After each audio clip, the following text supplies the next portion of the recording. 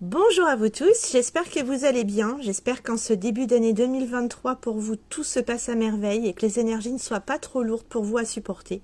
C'est vrai que depuis décembre l'année dernière c'est un petit peu compliqué, les énergies sont beaucoup plus lourdes, l'environnement est plus lourd, puis avec tout ce qui se passe c'est un petit peu compliqué parfois de garder la tête froide ou positive. Donc vraiment, soyez toujours positif, soyez lumineux, que ça soit bon ou mauvais, prenez soin de vous. Gardez toujours la tête froide et le moral toujours vers le haut, c'est le plus important. Aujourd'hui, je vous propose une petite vidéo pour vous orienter dans les protections. Ça, c'est vrai que c'est quelque chose qui revient aussi beaucoup. Les personnes ne savent pas trop comment se protéger, ni comment et pourquoi. Alors en fait, les protections, vous allez en avoir dans toutes les sortes. Que ce soit en termes de bracelets, par exemple. Moi, ce que j'ai autour du poignet, j'ai de l'œil de tigre, j'ai, ça c'est de la sélénite, pardon, et de l'œil de faucon. Là, en fait, c'est un bracelet de protection classique qu'on va trouver comme les bracelets qu'on peut trouver en œil multiple. Moi, je sais que je le garde en permanence ici, mais je l'enlève à la maison. L'œil de tigre, en fait, en règle générale, c'est plutôt sur l'extérieur qu'on va mettre une œil de tigre quand on va dans des lieux extérieurs ou quand on est dans la rue, ou enfin voilà, quand on est en dehors de chez soi.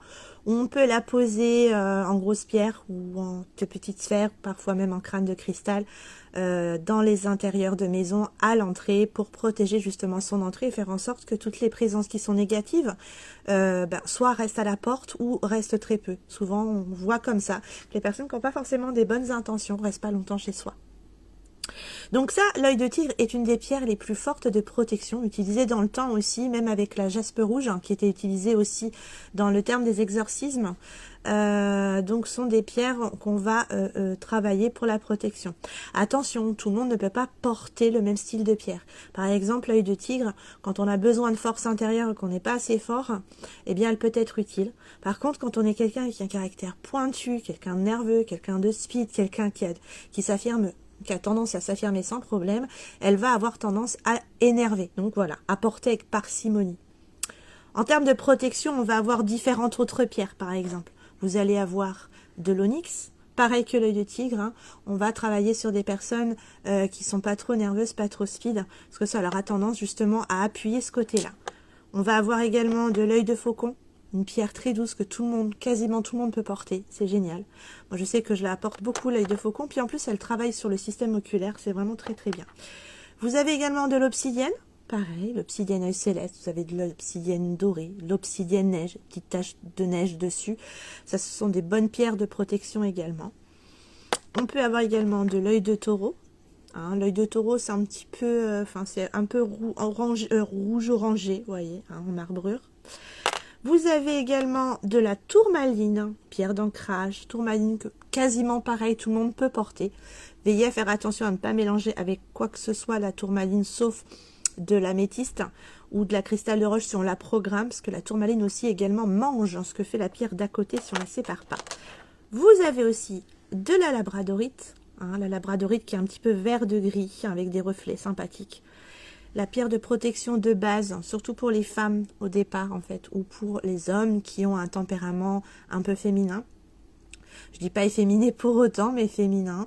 Donc c'est une pierre très très douce et quand elle prend énormément, elle se fissure et se brise directement.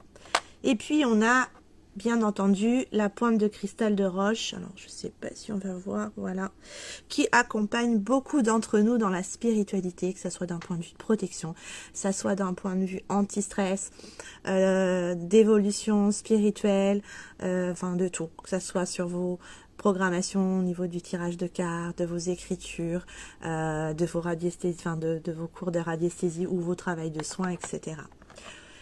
Et puis je termine, il y en a d'autres, mais avec la quartz fantôme. Alors j'adore ce nom-là, puis en plus c'est super mignon. Ou l'aura aussi, on a la quartz aura. La quartz fantôme, c'est une base de cristal de roche légèrement retravaillée. Souvent sur les quartz fantômes, vous avez à l'intérieur des éclats d'autres pierres aussi. Très très utilisées dans le terme de protection et d'ouverture spirituelle. Alors, les pierres, en termes de protection, il y a des personnes qui vont s'orienter dedans et puis pas d'autres.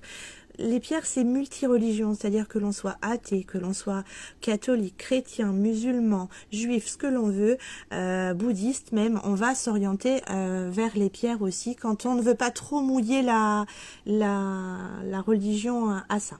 Donc c'est vraiment un à côté. Ensuite, en termes de protection, il y en a qui vont utiliser la sauge. Donc, on se badigeonne de sauge pour se nettoyer, mais aussi pour former ce petit cercle de protection autour de soi. Bon, personnellement, je le fais pas. Peut-être quand je fais certains rituels, oui. Je ritualise, mais je me ritualise pas du tout avec un cercle de protection avec de la sauge. Plutôt, je vais faire un cercle de protection de ce que j'ai besoin sur mon hôtel ou autre avec de la sauge. Mais encore une fois, c'est pas quelque chose que j'utilise beaucoup.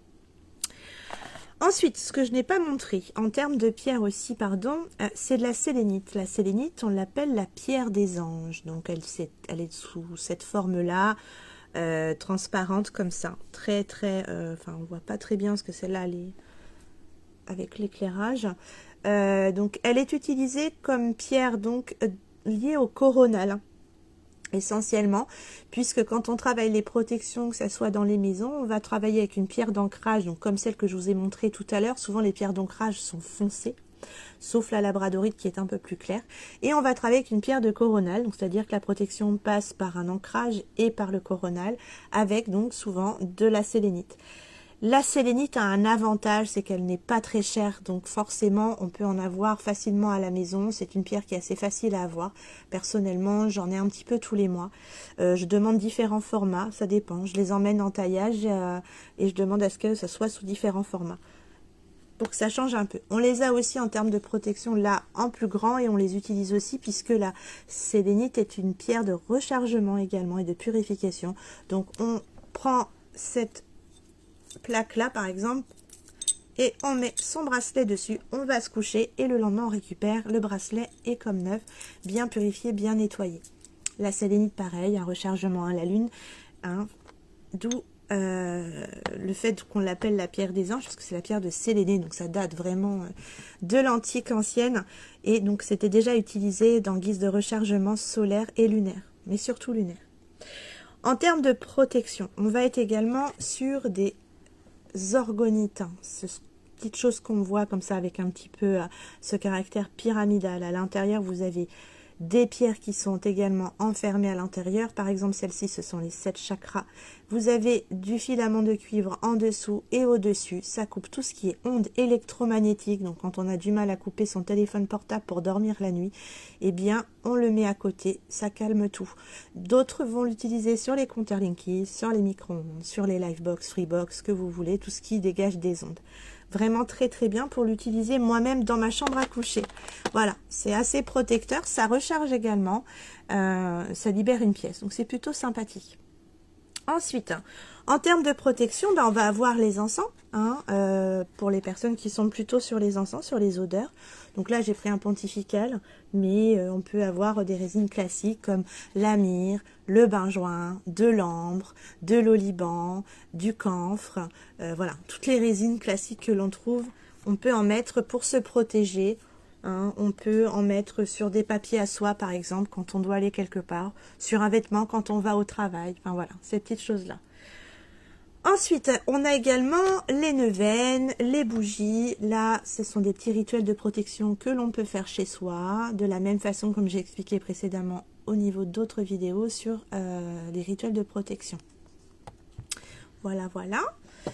Ensuite, il existe des huiles. Alors, moi, personnellement, j'utilise beaucoup la benjoin, mais il y en a qui utilisent de l'huile de sauge chlorée, pardon.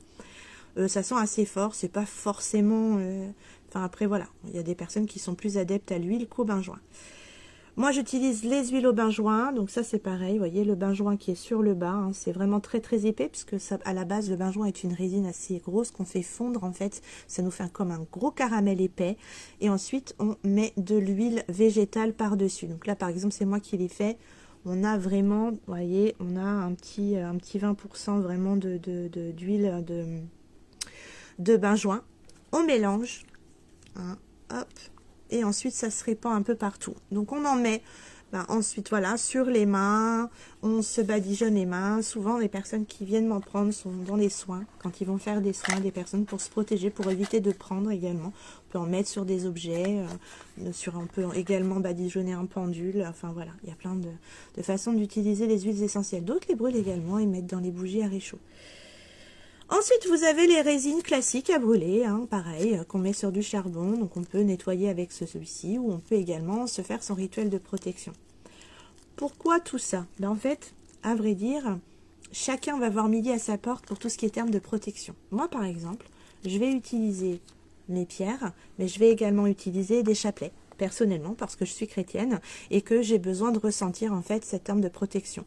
Alors, j'ai déjà fait des chapelets pour des personnes qui ne sont pas forcément chrétiennes, donc on peut y enlever la croix également et garder par exemple une médaille de Saint-Benoît, ou ne pas mettre de croix du tout et faire comme un chapelet musulman par exemple, sans croix, sans rien, pour avoir cet effet de protection-là. Ensuite, voilà, quand on n'est pas trop bordé vers les religions et que c'est pas trop notre truc, libre à soi, on va justement s'orienter vers les pierres ou vers des résines ou vers des bougies. Voilà, il y a plein de façons de travailler les protections. En d'autres termes, n'oubliez pas, lorsque vous faites une séance que ce soit de radiesthésie, de cartes, d'écriture, toujours utiliser un portail d'ouverture et de fermeture. C'est-à-dire que quand on va dans le milieu spirituel, on ouvre une porte, on ferme une porte. C'est important de savoir l'ouvrir et la refermer. On l'ouvre, tout le monde, c'est assez facile à ouvrir. Mais pour la refermer, c'est tout autre chose. C'est pour ça que j'utilise une bougie. Vous pouvez utiliser une bougie à réchaud, vous pouvez utiliser une bougie classique comme ceci, blanche de préférence, une neuvaine que vous éteignez après parce qu'elle vous servira qu'à ça. Après ça, voilà, une bougie. Quand on allume la bougie, on ouvre le portail et quand on la ferme, en ne soufflant pas dessus, ça je le répéterai jamais assez, on ferme le portail et on termine la séance. Peu importe ce que vous faites comme séance, après on nettoie, donc on met un petit peu d'encens. Si on n'est pas trop fan des encens, on peut mettre également un petit peu d'huile essentielle à brûler, donc par exemple de benjoin ou de sauge pour ceux qui préfèrent, dans la bougie. Même si ça ne remplacera pas un encens, c'est quand même quelque chose d'un minimum pour pouvoir nettoyer l'intérieur. Utilisez des pierres aussi chez vous pour harmoniser un lieu, pour vous protéger vous également si vous sentez que ça vous appelle dans ce sens-là. Il y a des personnes qui vont pas du tout avoir de pierres chez soi parce que ils ne le sentent pas et sont plutôt ouverts sur d'autres choses. Ça peut être, par exemple, je vous dis, de la sauge, du sel, pardon, sous les portes, Vanessa bien sûr, non, sous les paillassons, au-dessus des portes, dans les coquilles Saint-Jacques, sous les lits, voilà. Il y a vraiment différentes façons de se protéger. Mais c'est important de bien se protéger. Les lieux, je vais terminer par les lieux surtout sur lesquels il va falloir avoir une vigilance plus particulière. Tout ce qui est centres médicaux, hôpitaux, dentistes, enfin dès lors qu'il y a des soins dans une pièce, dans un endroit, en plus c'est pas du tout nettoyé les 3/4 du temps, donc vraiment c'est très concentré. Les centres hospitaliers bien entendu, malheureusement c'est le pire des endroits. Donc, quand on va là-bas, l'idéal, une petite pierre de protection dans sa poche. Si on n'en a pas, et bien après, et qu'on préfère être plutôt à l'encens, eh bien on se badigeonne un petit peu d'encens en rentrant à la maison, ou qu'on en met un petit peu à la maison tout simplement. Voilà, on est à l'intérieur, on se nettoie automatiquement. Une petite bougie, quelque chose qui soit en lien vraiment pour demander au nettoyage. On peut également, pour ceux qui sont dans cette préférence-là, mettre un chapelet dans la poche ou dans sa voiture. Personnellement, j'en ai un dans ma voiture et dans mes poches parce que c'est vrai que les chapelets, ça enlève beaucoup de mauvaises choses pour l'avoir vécu précédemment et parfois continuer à le vivre comme à chacun d'entre vous. Il faut savoir une chose, c'est que lorsqu'on se nettoie, on va pas arrêter la chose et repartir sur 4-5 mois de tranquillité. Non, ça revient, il faut apprendre à le faire un petit peu pour soi dès lors qu'on commence à s'ouvrir dans ce genre de choses. Voilà, c'est très important. Si j'ai omis certaines choses, surtout n'hésitez pas à revenir vers moi. Je termine pour vous dire aussi que j'ai un atelier de pendule qui est prévu le dimanche 12 février, en espérant de pas me tromper entre le 12 et le 13, mais c'est le dimanche, ça c'est sûr, 12 février prochain, de 10h à midi. J'avais pas mal de demandes. Là, comme c'est les vacances, du coup, les personnes qui étaient dans la possibilité de venir le 12 ont dû décaler et il me reste quelques places du coup. Donc si vous êtes intéressé pour venir à cet atelier-là, surtout faites-moi signe, envoyez-moi un petit mot ou inscrivez-vous, ou mettez que vous souhaitez venir un peu plus bas dans les commentaires et puis je vous inscrirai. Voilà. En tout cas, je vous souhaite à tous une très bonne fin d'après-midi, bonne fin de soirée, un bon week-end en perspective et puis je vous dis à très bientôt.